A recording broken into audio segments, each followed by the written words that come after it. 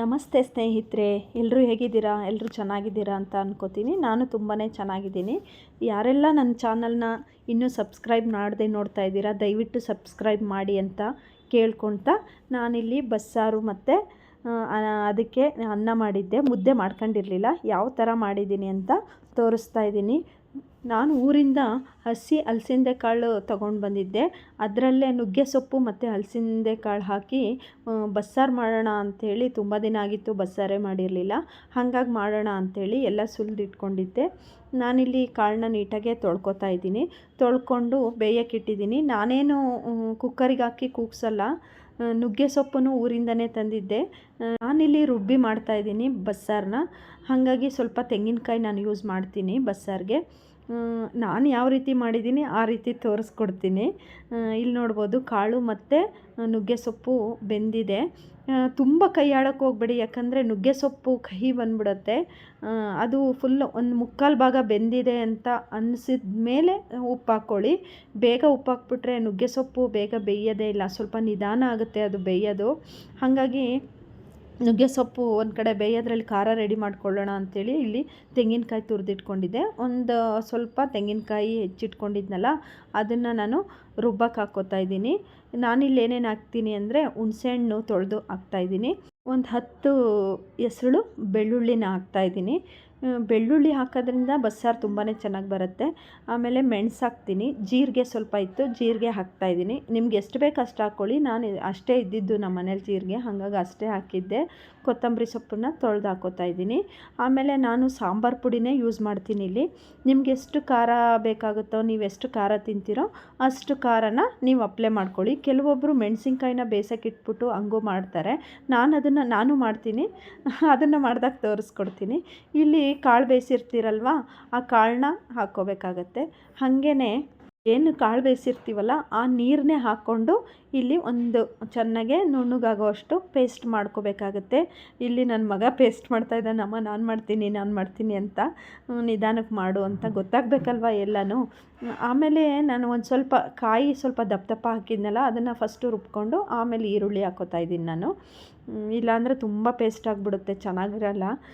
First ಕಾಯಿ ನುಣ್ಣಗಾಗ್ಬಿಡಲಿ ಅಂಥೇಳಿ ಅದನ್ನೊಂದು ಸುತ್ತು ಆಡಿಸಿ ಆಮೇಲೆ ಹಾಕ್ಕೊಂಡಿದ್ದೀನಿ. ನೋಡಿ, ಇಷ್ಟು ನುಣ್ಣಗಾದರೆ ಸಾಕಾಗುತ್ತೆ ಬಸ್ಸಾರಿಗೆ. ಇನ್ನು ನಾನಿಲ್ಲಿ ಪಾತ್ರೆಗೆ ಸ್ವಲ್ಪ ಆಯಿಲ್ ಹಾಕ್ಕೋತೀನಿ. ನೀವು ಎಷ್ಟು ಯಾವ ಆಯಿಲ್ ಯೂಸ್ ಮಾಡ್ತೀರೋ ಆ ಆಯಿಲ್ ಯೂಸ್ ಮಾಡಿ. ನಾನಿಲ್ಲಿ ಸ್ವಲ್ಪನೇ ಹಾಕ್ಕೊಂಡಿದ್ದೀನಿ ಆಯಿಲು. ಕರ್ಬೇವಿನ ಸೊಪ್ಪು, ಸಾಸಿವೆ ಮತ್ತು ಒಣಮೆಣಸಿನ್ಕಾಯಿ ಮೂರೇ ನಾನು ಹಾಕ್ಕೊಳ್ಳೋದು ಒಗ್ಗರಣೆಗೆ.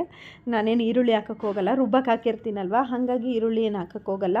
ಇಷ್ಟೇ ಮೂರೇ ಐಟಮ್ ಹಾಕೋದು. ಸಾಸಿವೆ, ಕರ್ಬೇವಿನ ಸೊಪ್ಪು, ಒಣಮೆಣಸಿನ್ಕಾಯಿ ಹಾಕ್ತೀನಿ. ನಿಮಗೆ ಬೇಕು ಅಂದರೆ ಈರುಳ್ಳಿನ ಸಣ್ಣದಾಗಿ ಹೆಚ್ಕೊಂಡು ಬೇಕಾದರೆ ಹಾಕೋಬೇಕಾಗುತ್ತೆ. ನೋಡಿ, ನಾನೆಲ್ಲನೂ ಅದೇನು ನೀರು ಬೇಯಿಸಿರ್ತೀರಲ್ವ ಅದರಲ್ಲೇ ಮಾಡಬೇಕು. ಎಕ್ಸ್ಟ್ರಾ ನೀರು ಹಾಕ್ಕೊಂಡ್ರೆ ಅಷ್ಟು ಟೇಸ್ಟ್ ಬರಲ್ಲ ಬಸ್ಸಾರು. ನೀವು ಕಾಯಿಸುವಾಗಲೇ ನೀಟಾಗೆ ನೀರು ಸ್ವಲ್ಪ ಹೆಚ್ಚಾಗಿ ಇಟ್ಕೊಂಡ್ರೆ ಬಸ್ಸಾರು ಸಾಮಾನ್ಯ ಸ್ವಲ್ಪ ಮಾಡಿದ್ರೇ ಟೇಸ್ಟು.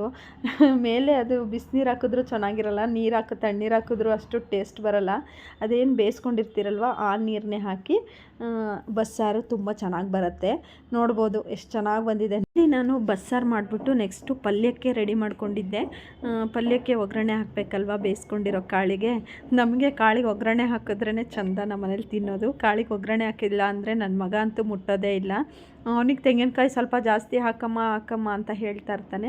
ಆದರೆ ನಾನು ಸ್ವಲ್ಪ ತೆಂಗಿನಕಾಯಿ ಕೊಲೆಸ್ಟ್ರಾಲು ಅಂತೇಳಿ ಸ್ವಲ್ಪ ಕಡಿಮೆನೇ ಯೂಸ್ ಮಾಡ್ತೀನಿ. ಇನ್ನು ನಾನು ಕಾಳಿಗೆ ಒಗ್ಗರಣೆ ಹಾಕೋಣ ಅಂಥೇಳಿ ಒಂದು ಕಡಾಯಿ ಇಟ್ಕೊಂಡೆ. ನಾನು ಯೂಶ್ವಲಿ ಒಗ್ಗರಣೆಗೆ ಸಾಸಿವೆ, ಜೀರಿಗೆ, ಉದ್ದಿನಬೇಳೆ, ಕಡಲೆಬೇಳೆ ಹಾಕ್ತೀನಿ. ಜೀರಿಗೆ ಇರಲಿಲ್ವಲ್ಲ, ಹಾಗಾಗಿ ಜೀರಿಗೆ ಹಾಕಿಲ್ಲ ನಾನಿಲ್ಲಿ. ನಾನು ಉದ್ದಿನಬೇಳೆ, ಕಡಲೆಬೇಳೆ ಸಾಮಾನ್ಯವಾಗಿ ಎಲ್ಲದಕ್ಕೂ ಹಾಕ್ಬಿಡ್ತೀನಿ. ಅದೇ ನನ್ನ ಫ್ರೆಂಡ್ಸ್ ಎಲ್ಲ ಅಂತಾರೆ, ಉದ್ದಿನಬೇಳೆ ಕಡಲೆಬೇಳೆ ಯಾಕೆ ಹಾಕ್ತೀಯ ಅಂತ. ಅದೇನೋ ಅಭ್ಯಾಸ ಆಗಿಬಿಟ್ಟಿದೆ ನನಗೆ. ಆಮೇಲೆ ನಾನು ಈರುಳ್ಳಿ ಸಣ್ಣದಾಗಿ ಕಟ್ ಮಾಡಿ ಇಟ್ಕೊಂಡಿದ್ದೆ. ಅದನ್ನು ಒಗ್ಗರಣೆ ಕೊಟ್ಬಿಟ್ಟು ಸ್ವಲ್ಪ ಹಾಫು ಬಾಯ್ಲ್ ಆದರೆ ಸಾಕಾಗುತ್ತೆ. ಡೀಪಾಗಿ ಏನು ಬಾಯ್ಲ್ ಆಗೋದು ಬೇಡ. ಇದು ಈರುಳ್ಳಿ ಸ್ವಲ್ಪ ಫ್ರೈ ಆದರೆ ಸಾಕು. ಸ್ವಲ್ಪ ಉಪ್ಪು ಹಾಕ್ಕೊಂಡೆ ನಾನು ಅದಕ್ಕೆ. ಉಪ್ಪು ಹಾಕ್ಕೊಂಬಿಟ್ಟು ಬೆಂದೋಗ್ಬಿಡುತ್ತೆ ಉಪ್ಪು ಹಾಕ್ಬಿಟ್ರೆ. ಅದು ಕಾಳಿಗೂ ಉಪ್ಪು ಹಾಕಿದ್ನಲ್ಲ, ಬರೀ ಈರುಳ್ಳಿಗೆ ಮಾತ್ರ ಇಲ್ಲಿ ಉಪ್ಪು ಹಾಕ್ತಾಯಿದ್ದೀನಿ. ಉಪ್ಪು ಹಾಕ್ಕೊಂಡು ಕಾಳು ಬೇಯಿಸಿದ್ದನ್ನು ನಾನು ಇಲ್ಲಿ ಸೋಸಿಟ್ಕೊಂಡಿದ್ದೆ ಜಾಲರಿಲಿ. ಒಂದು ಕಡೆ ಬಸ್ಸಾರು ಆಗ್ತಾಯಿತ್ತು, ಇನ್ನೊಂದು ಕಡೆ ಕಾಳಿಗೂ ಒಗ್ಗರಣೆ ರೆಡಿ ಆಗ್ತಾಯಿತ್ತು. ಕೊನೆಗೆ ನಾನು ನೋಡಿ, ಇದನ್ನು ಕಾಳು ಈ ಥರ ಬಸ್ತಿಟ್ಕೊಂಡಿದ್ನಲ್ಲ, ಅದನ್ನು ನಾನು ನೀಟಾಗೆ ಕಡಾಯಿಯೊಳಗೆ ಹಾಕಿ ನೀಟಾಗಿ ಮಿಕ್ಸ್ ಮಾಡಿಕೊಂಡು ಸ್ವಲ್ಪ ತೆಂಗಿನಕಾಯಿ ತುರಿ ಇತ್ತು ತುರಿದಿಟ್ಕೊಂಡಿದ್ದೆ, ಅದನ್ನು ನಾನು ಇಲ್ಲಿ ಹಾಕ್ಕೊಂಡೆ. ಸಾಮಾನ್ಯ ಬಸ್ಸಾರು ಅಂದರೆ ಎಲ್ಲರೂ ಇಷ್ಟಪಟ್ಕೊಂಡು ತಿಂತಾರೆ. ಮುದ್ದೆಗಂತೂ ತುಂಬ ಚೆನ್ನಾಗಿರುತ್ತೆ. ನಾನಿಲ್ಲಿ ಮುದ್ದೆ ಮಾಡಲಿಲ್ಲ ಅಂತ ಹೇಳಿದ್ನಲ್ವ, ಬರೀ ರೈಸ್ ಮಾಡಿದ್ದೆ. ನಮ್ಮ ಅಮ್ಮನ ಮನೇಲಂತೂ ಬಸ್ಸಾರು ತುಂಬಾ ಚೆನ್ನಾಗಿ ಮಾಡ್ತಾರೆ ಅವರು. ನೆಕ್ಸ್ಟು ನಾನು ಯಾವಾಗಾರು ಹೋದರೆ ಅವ್ರು ನನ್ನ ಥರ ಮಾಡಲ್ಲ, ಅವರೇ ಬೇರೆ ಥರ ಮಾಡ್ತಾರೆ. ನಾನು ನೆಕ್ಸ್ಟು ಊರಿಗೆ ಹೋದರೆ ತೋರಿಸ್ಕೊಡ್ತೀನಿ ಅವ್ರು ಯಾವ ಥರ ಮಾಡ್ತಾರೆ ಅಂತ. ಅವರು ಎಲ್ಲ ಕರೆದ್ಬಿಟ್ಟು ಮಾಡ್ತಾರೆ, ಈರುಳ್ಳಿ ಎಲ್ಲ ತುಂಬಾ ಅದೇ ಒಂಥರ ಟೇಸ್ಟು. ನಾನು ಮಾಡೋದೇ ಒಂಥರ ಟೇಸ್ಟ್ ಬರುತ್ತೆ. ನೆಕ್ಸ್ಟು ನಾನು ಹೋದಾಗ ಖಂಡಿತ ನಮ್ಮ ಅಮ್ಮ ಮಾಡೋದನ್ನು ತೋರಿಸ್ಕೊಡ್ತೀನಿ. ನೆಕ್ಸ್ಟು ನಾನಿಲ್ಲಿ ಬಸ್ಸಾರೆಲ್ಲ ರೆಡಿ ಆದಮೇಲೆ ಅನ್ನಕ್ಕೂ ಒಂದು ಕಡೆ ಇಟ್ಬಿಡೋಣ ಅಂಥೇಳಿ ರೆಡಿ ಮಾಡ್ಕೋತಾ ಇದ್ದೆ. ಸಾಮಾನ್ಯವಾಗಿ ಬಸ್ಸಾರನ್ನ ಒಬ್ಬೊಬ್ಬರು ಒಂದೊಂದು ಥರ ಮಾಡ್ತಾರೆ. ನೀವು ಯಾವ ಥರ ಮಾಡ್ತೀರಾ ಅಂತ ನನಗೆ ಕಮೆಂಟ್ ಬಾಕ್ಸಲ್ಲಿ ತಿಳಿಸಿ. ನಾನು ಈ ಥರನೇ ಯಾವಾಗಲೂ ಮಾಡೋದು. ಉಪ್ಸಾರು ಒಂಥರ ಮಾಡ್ತೀನಿ. ನೆಕ್ಸ್ಟು ಯಾವಾಗ ಉಪ್ಸಾರು ಮಾಡಿದಾಗ ನಾನು ನಿಮಗೆ ತೋರಿಸ್ಕೊಡ್ತೀನಿ. ನೋಡಿ ತುಂಬಾ ಟೇಸ್ಟಾಗಿತ್ತು. ನೀವು ಒಂದು ಸಲ ಈ ರೀತಿ ಟ್ರೈ ಮಾಡಿ ಅಂತ ನಾನಿಲ್ಲಿ ಹೇಳ್ತಾ ನನ್ನ ಈ ಪುಟ್ಟ ವಿಡಿಯೋನ ಇಲ್ಲಿಗೆ ಎಂಡ್ ಮಾಡ್ತಾಯಿದ್ದೀನಿ. ದಯವಿಟ್ಟು ಯಾರೆಲ್ಲ ಸಬ್ಸ್ಕ್ರೈಬ್ ಮಾಡಿಲ್ಲ ದಯವಿಟ್ಟು ಸಬ್ಸ್ಕ್ರೈಬ್ ಮಾಡಿಕೊಂಡು ನೋಡಿ.